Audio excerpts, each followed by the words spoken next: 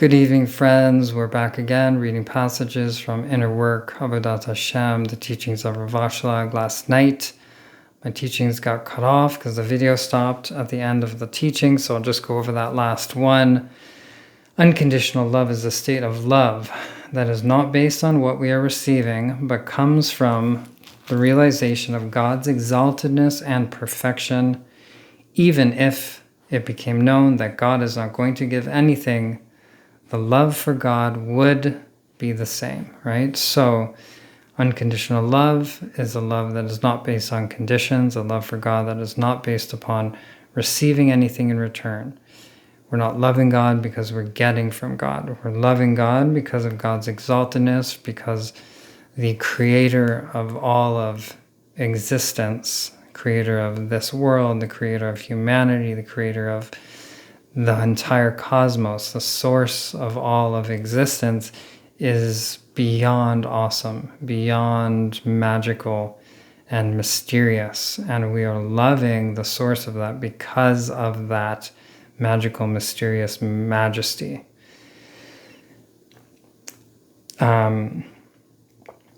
So even if it became known that God is not going to give anything, meaning that we know that God gives love because God is eternally loving, unconditionally, showering and raining down love upon all human beings, all of creation, unconditionally, eternally. All we have to do is open our hearts to receive that love, to be that love. But even if it became known that God was not going to give that love, the love for God would still be the same. Why? Because we'd still be loving the awesomeness of the source of all existence, the source of creation, because of how profound and magical connecting with the source of all creation is. When divine service does not resonate with what we understand, then the subject of Emunah becomes relevant. Emunah is a divine power that gives us the ability to transcend our feelings and understanding and go beyond our desire to receive. So when divine service, it doesn't resonate with our day-to-day experience, when it doesn't resonate with our understanding of the world, our experience of life and humanity, and it doesn't resonate with how we feel day to day because we're in the exile paradigm. We're in the paradigm where God's presence is hidden and not revealed. So when our divine service doesn't resonate with that, it doesn't resonate with our personal experience, then that's when Emunah, embodied faith, becomes relevant. Why? Because we need Emunah to serve the divine. We need Emunah to be in divine service because we're not feeling it. We're not feeling God's presence. It's not revealed to us. And we're feeling the opposite. We're feeling the lack of God's presence. So that's when we need Emunah. And this Emunah is actually a divine power. It's a divine power that gives us the ability to transcend our feelings and understanding, to transcend what we see around us, the day-to-day reality that we see. It's a divine power that gives us the ability to transcend that and serve the divine, regardless of whether or not we're feeling God, whether we're experiencing the revelation of God in any given moment. But we're able to transcend that and serve the divine nevertheless. And the Rav ends by saying, and we go beyond our desire to receive, right? In addition, we also, Emunah, this divine power, helps us to go beyond our desire to receive for ourselves, self-serving pleasure, and to go into a state of giving as we are connected with the unity of all. We're not in separate self-consciousness, so we're connected to others as extensions of the divine and extensions of ourselves, and thus we are wanting to give and wanting to, we gain happiness and joy from another person's receiving. The Bala Sulam says, when one, quote, when one is not joyful all one's Judaism is worth garlic peels, end quote. So a very bold statement. We could argue whether you believe that's true or not. But I think the point is that the Rav is pointing to that our service should be joyful. It should be coming from joy because we are in the king's court, because we are in the queen's court. We are in service to the divine. We're in service to the creator, the source of all existence. And just sweeping the courtyard of the divine should bring you massive joy, because you're in service to the divine. You're in service to royalty, the royalty, the creator of all existence.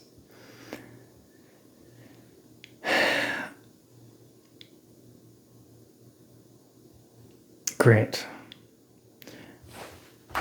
When we are involved in introspection and are critical of where we are holding spiritually, but nevertheless we are happy with the spiritual connection that we do have, this happiness transcends understanding and is true happiness.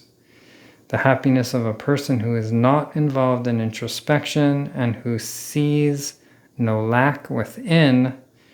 This is the happiness of little kids. Right? So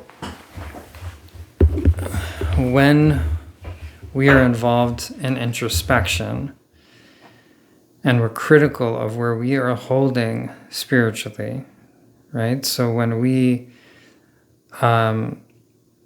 look inside, when we're taking stock of our service, when we're taking stock of our the success of our practice, the devotion to our practice, the devotion to emunah, when we take stock of that and we're critical of where we're holding spiritually, meaning we recognize where we are, what we're lacking, and where we have to grow. We're aware of our growing edges. And nevertheless, even though we see we have so much further to go, nevertheless, we are happy with the spiritual connection that we do have, even if it feels minor, even if we know that, like, when we read the teachings of the masters and we see how massively connected some of these teachers appear to be, and they express how deeply connected they are. I'm going to read you some prayers from the mother, who is the partner of Sri Aurobindo in South India. And you read her prayers and you just see, like, she's so tapped in. She's just, feeling the divine speaking through her. She's an extension, and the divine, she's praying to be that mouthpiece of the divine, to be used as a mouthpiece of the divine. And you just see from her words how deeply connected she is. And you recognize, wow, we've got so much further to go to be really, really plugged in to spirit. But nevertheless, I recognize what the little connection I do have spiritually to God. And I'm so happy from that. I'm so overjoyed. Why? Because I recognize just a little bit of connection is profound. It's profound karmically. You who are watching this and listening to this, like, your karma is already like so high. If you imagine all the people, what they're watching right now, watching Netflix, watching much worse things than Netflix, and you recognize that, no, where your brain is, where your karma has led you to be interested in spirituality, and interested in divine connection, you already recognize that your lot is quite high, and thus there's a happiness and a joy that comes from that. And this happiness transcends understanding. It transcends like anything we know and experience personally. And it is true happiness. It's a true happiness because it comes from deep inside our being, knowing that we are connected to the divine, even feeling it the tiniest bit, and how profound that is to be connected to the divine. To be talking about the divine, talking about God and purpose and meaning in life is so joyful. It is the true happiness. And then the Rav continues by saying that the happiness of a person who is not involved in introspection and who sees no lack within, right? Who says, what do I need to grow? What do I need to heal? Like, I'm good the way I am. I'm cool watching basketball and watching Netflix, and what's wrong with me? I'm great, right? A person who is not involved in introspection and sees no lack within, and they're happy. This is a happiness of little kids, right? It's an ignorance. It's a happiness of ignorance, and ignorance, as we know, ignorance is bliss. When you don't know that you're missing anything, you don't know that you're lacking, you don't know that there is something greater to be striving towards, then you're in a happiness of ignorance. When one reaches the spiritual state of being within the palace of God, or more accurately, when the palace of God is within oneself, one sees all the other souls that have attained the palace of God. The palace of God. Heichal HaMelech. Heichal HaMelech.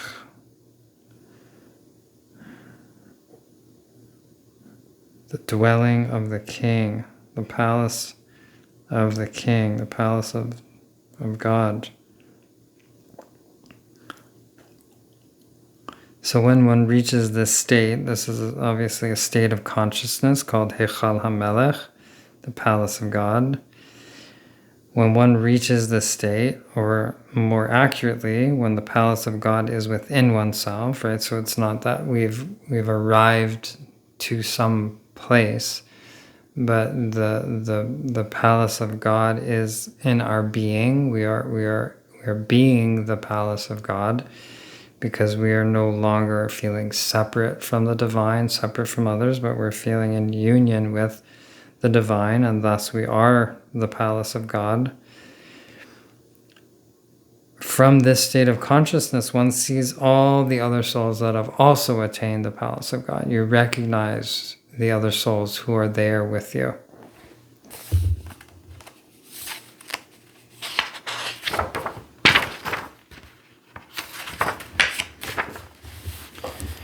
It is impossible to attain spiritual states without going through states of hiddenness, darkness, and suffering that are preparation for experiencing the light.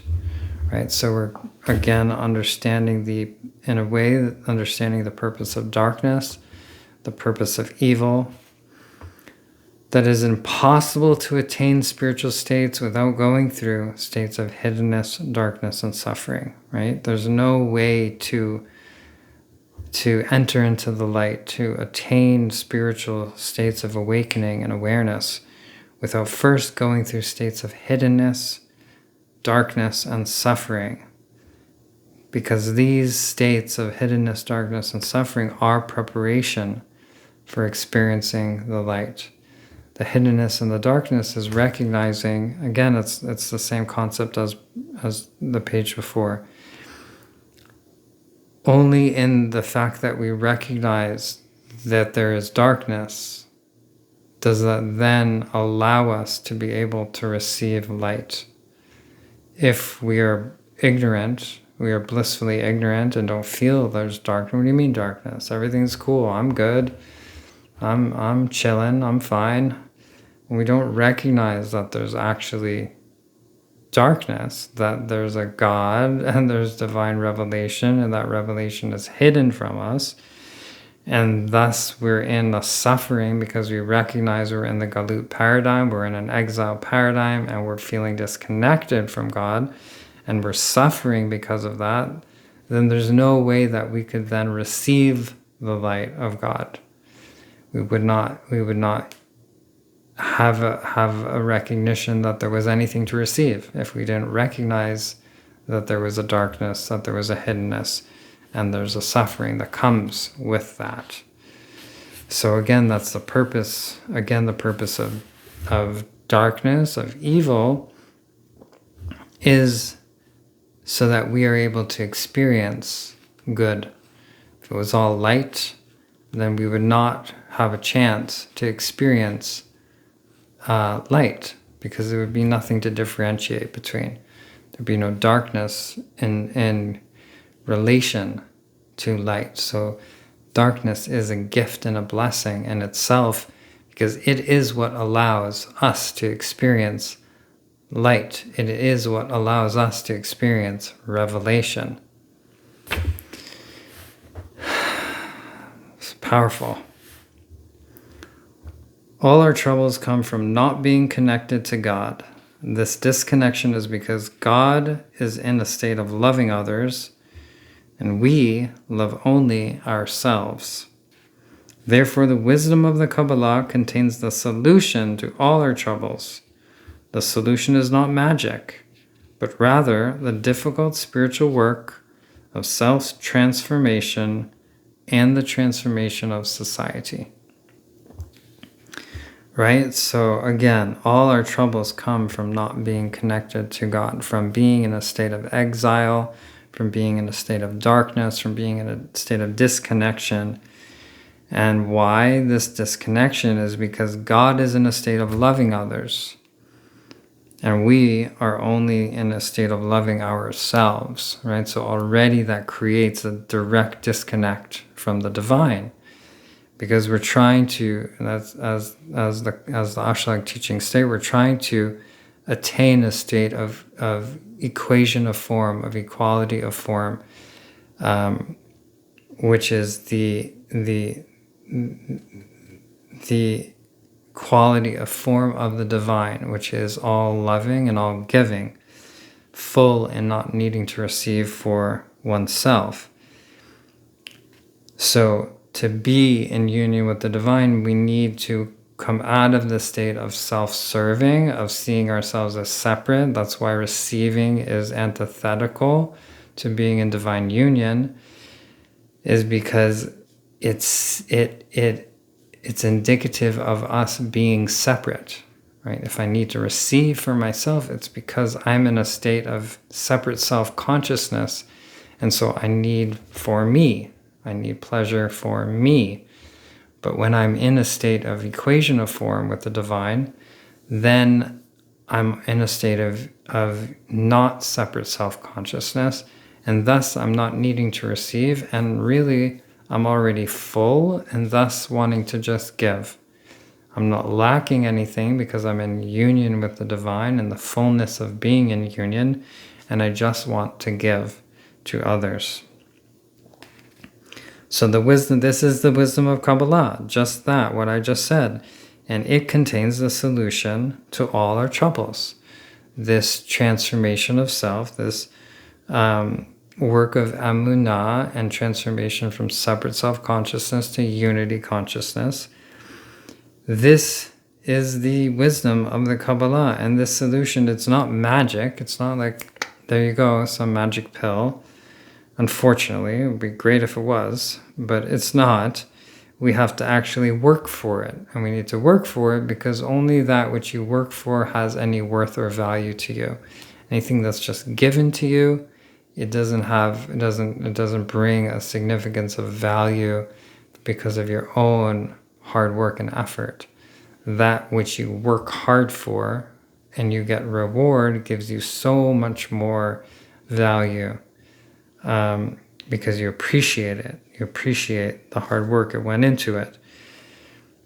right? So the solution is not magic. It's not just a magic pill, but rather difficult spiritual work, the difficult spiritual work of self-transformation and transformation of society, working to transform yourself, to come into a state of union and non-separate self-consciousness, and then moving towards giving and serving the divine to transform society. Once you get into that consciousness, all you want to do is serve the divine and serve the divine will, which is the transformation of consciousness of all humanity, to come into a state of union, to recognize our true nature, to let go and move away from separate self-consciousness and come into unity consciousness of unconditional love for the divine, unconditional love for ourselves, and unconditional love for everyone, for all of humanity and all of creation. All of creation being an extension of the divine. Okay, final paragraph, final passage. What is commonly called the revealed Torah is really the hidden Torah, because God is hidden there. And what is commonly called the hidden Torah is really the revealed Torah, because we become spiritually refined through it, and God becomes revealed. Okay, so this is some technical language. What is commonly called the revealed Torah, which is in Hebrew nigle, it's revealed, which is all of the 5 books of Moses, the prophets, the writings, the Mishnah, the Talmud, all of halakha, all of the rules and the laws and the commentary on the rules and the laws. This is the nigle. It is the revealed Torah. And what's funny is it's called the revealed Torah, but it's really the hidden Torah. That's what the Rav is saying here. It's the hidden Torah because God is hidden there. It's not explicitly about God and the revelation of God. It's about all these rules and laws and how to live a quote-unquote Jewish life, a proper Jewish life. It's called the revealed Torah, but it's really the hidden Torah because God is actually hidden in those teachings. It's not about the revelation of God. It's about following rules and going according to the law, even if it's divine law. Right? But what is commonly called the hidden Torah, which is the Nistar. The Nistar is the hidden Torah.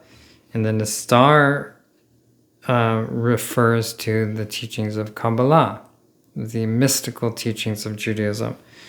And the Nistar, the hidden Torah, is really actually the revealed Torah. It's the revealed Torah because it's where God becomes revealed. It is the work that we do. It's the specific spiritual work that we do to become spiritually refined through doing that work. And thus God becomes revealed through doing that spiritual work, right? We're refining ourselves through doing that spiritual work. That is the essence of the Nistar, the essence of the hidden Torah. And really, so the hidden Torah is the revealed Torah, right? It's a whole play on words and a play on this a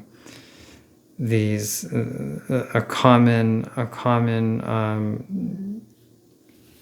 concept in Judaism. There's Nistar and Nigle. There's the hidden Torah and the revealed Torah. So there you have it. It's the first night of Sukkot. I wish you all a Chag Sameach, a Chag Simcha.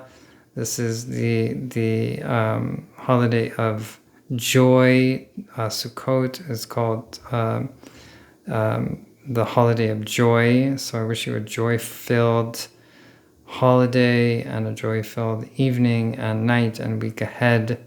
And God willing, we'll see you tomorrow.